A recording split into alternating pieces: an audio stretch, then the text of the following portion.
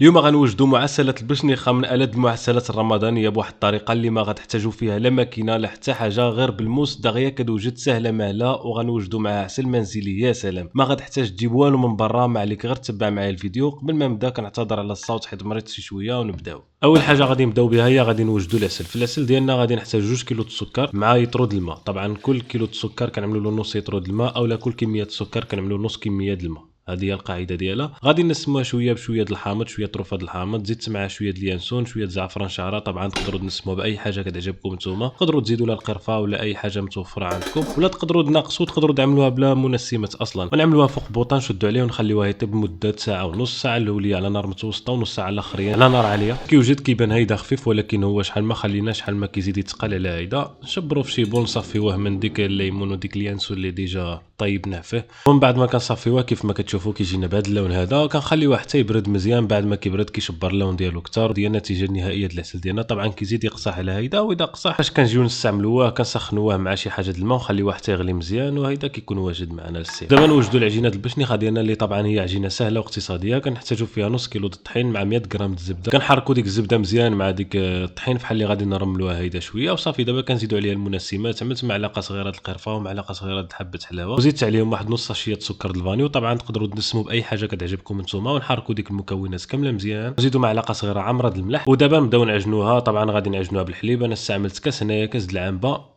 هو اللي احتاجته، زدت عليه واحد شويه بحال هيدا، ونبداو نجمعوا ديك العجينه ديالنا مزيان. هاد العجينه ما كتحتاجش ديك الدليك بزاف، طبعا غير كتجمع العجينه، كتحاول تجمعها ما امكن مزيان. دلكها غير شي شويه، يعني ماشي عاد عجينه بحال الخبز، ضروري خاصها تعجن مزيان حيت غادي تخليوها ترتاح. وهنايا حسيت باللي باقي خاصها شويه د الحليب، فزدت لها واحد شويه يعني على ديك الكاس كيف ما قلت لكم قبيلاتي، غير باش نجمع ديك العجينه. صافي كندلكوها غير شي شويه بحال هيدا، ونجمعوها بهذا الشكل هذا، ونقسموها على 3. وكل عجينه من ديك 3 نجمعوها بهذا الشكل هذا، نطلقوها شي شويه بحال هيدا. نحاولوا نطلقوها ما امكن مربعه. واحد التكنيك باش تجيكم سهله اكثر في التطليق ديالها، هو انكم تطلقوها غير شويه وعاودوا قلبوها، تطلقوها شويه عاودوا قلبوها، تطلقوها شويه، وهيدا كتطلق معكم دغيا وكتجيكم سهله. ومن بعد ما كنطلقوا العجينه ديالنا كيف ما كتشوفوا كنجمعوها بهذا الشكل هذا بنفس هاد الطريقه هذه. وهيدا من بعد ما جمعناهم بثلاثه بهم كنغطيهم ونخليهم يرتاحوا في الثلاجه لمده ما بين نص ساعه حتى ل 41 دقيقه 45 هيدا. ودابا كيف ما كتشوفوا من بعد ما ارتاحت العجينه ديالنا كندي واحده وكنبداو نطلقوا فيها بهذه الطريقه هذه. طبعا بنفس التكنيك اللي قلت لكم، كنطلقوا شويه عاود نقلبوا، نعاودوا نطلقوا شويه عاود نقلبوا، وكنحاولوا ما امكن نطلقوها بشكل مربع وتجي متساويه طبعا من الجوانب ديالها. نحاولوا ما امكن نجيبوها متساويه من الجوانب، ونحاولوا ما امكن نرقوها بعرض ديك 1 حتى ل 2 ملم هيداك، يعني ما نزيدوش اكثر من هيدا. نرشوا فوق منها شويه د مايزينا بحال هيدا، وهاد المرحله هذه ضروريه باش ما تلصق لكمش فوق بعضها حيت غادي نجمعوها. ودابا كنطويو العجينه ديالنا بهذا الشكل هذا. نحاولوا ما امكن نطويوها متساويه، وطبعا يجيونا فيها 4 طبقات، يعني كنطويوها على 3 المرات كتعطينا 4 طبقات بحال هيدا. ودابا باش يموس يفضل ديك الموس يكون ماضي مزيان، ونبداو نقطعوها رقيقه بحال هذا الشكل هذا كيف ما كتشوفوا. كنكملوا بنفس الطريقه حتى كنكملوا الكميه اللي عندنا كامله. ودابا كنجمعوا البشنيخه ديالنا، كنجمعوها طبعا كنعملوا 3 من كل واحده من ديك الشيء اللي قطعناه، يعني كنهزوا 3 من ديك اللي قطعناهم كنجمعوهم بهذا الشكل هذا، نشدوهم من الفوقي ونشدوهم من التحت، نعملوا لهم واحد سلويه خفيفه بحال هيدا، وكنجمعوهم بهذه الطريقه. وهيدا كتشكل معنا البشنيخه ديالنا كيف ما شفتوا. الطريقه ديالها سهله بزاف، وطبعا حاولوا تزيروها مزيان من الجوانب باش ما تفتح لكمش وانتم كتقليوها. وإلا بقات شي زوائد بحال هيدا اللي غادي تخلي المظهر ديالها ما يكونش هو هذاك، حيدوهم بشي موس. وهيدا كيف ما كتشوفوا من بعد ما كملنا ديك البشنيخات ديالنا كاملين نجمعوها في شي صينيه باش نقليوها. وطبعا العجينه اللي بقات لنا نقدروا نستعملوها اليوم ولا نخليوها في الثلج حتى النهار اللي نبغيوها ونستعملوا. دابا ندوزو للمرحله فهاد المرحله عملنا الزيت يسخن ونخليوه حتى يسخن مزيان باش نقليو البشنيخه ديالنا. وهنايا عندي العسل اللي وجدناه. العسل سخنته. طبعا العسل فاش كيكون سخون كنكون يلاه سخنته كيخفف بهذا الشكل هذا. وهيدا مزيان باش ملي كنخرجوا البشنيخه ديالنا من الزيت وهي سخونه كنعملوها في العسل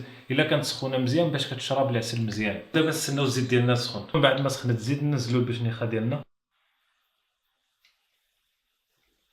وصافي. من بعد ما نزلناها كنخليوها تقلى. طبعا هي ما كديش وقت بزاف في القلي، وما نخليوهاش تتحمر مزيان، يعني غير تشبر غير ديك شويه د اللون ذهبي نحيدوها ونعملوها نيشان في العسل وهي سخونه هيداك. وكيف ما كتشوفوا هيدا خاصو يكون اللون ديالها كيجي اللون ديالها ذهبي، اللون ديالها كيجي مزيون. كنعملوها نيشان في ديك العسل، نخليوها مرقده في العسل واحد شي شويه كيف ما كتشوفوا بحال هيدا. نحاولوا ما امكن نغمسوها في العسل مزيان، ونخليوها في ديك العسل لمده ما بين 10 دقائق هيداك 8 5 دقائق، المهم ما بين 5 حتى ل 15 دقيقه باش كتشرب ديك العسل مزيان. ودابا كيف ما كتشوفوا من بعد ما شربت العسل كنحيدوها بحال هيدا. وهذه هي النتيجه النهائيه ديالها. صراحه الله كتجي يا سلام، ضروري خاصكم تجربوها. تشوف اللون ديالها كيفاش كيجي، حتى الشكل ديالها كيجي يا سلام. المظهر ديالها في الطابله كيجي ولا اروع، كيشاهي الصراحه. بسم الله.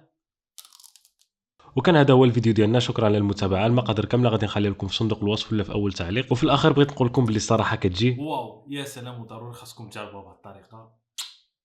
تهلاو.